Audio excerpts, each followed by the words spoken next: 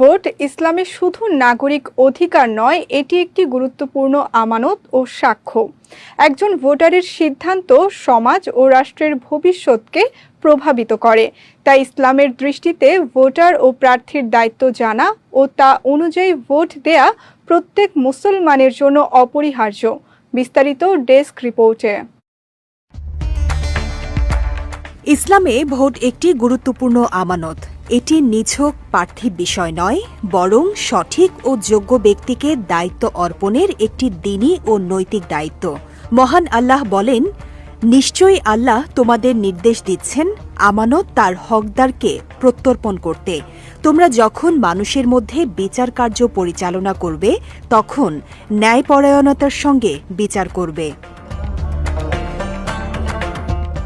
তাই ব্যক্তি বা গোষ্ঠীর স্বার্থে ভোট দেয়া আমানতের খিয়ানত এবং ইসলামী শিক্ষার পরিপন্থী।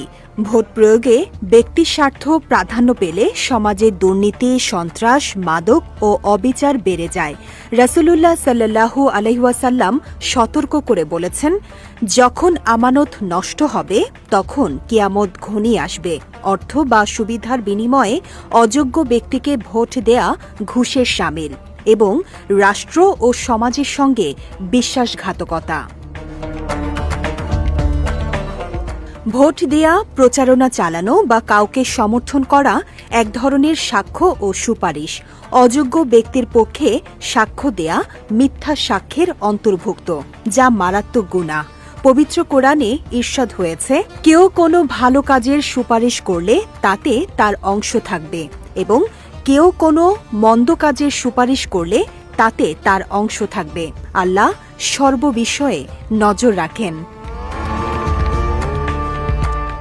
প্রার্থী নির্বাচনের ক্ষেত্রে মুসলমান ভোটারকে প্রার্থীর যোগ্যতা, নৈতিকতা, দেশপ্রেম ও দিনদারি বিবেচনা করতে হবে।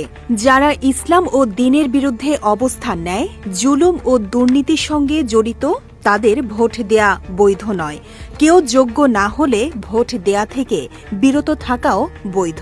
অন্যদিকে প্রার্থীর জন্য নেতৃত্ব কোনো সম্মান নয়, এটি বিশাল দায়িত্ব।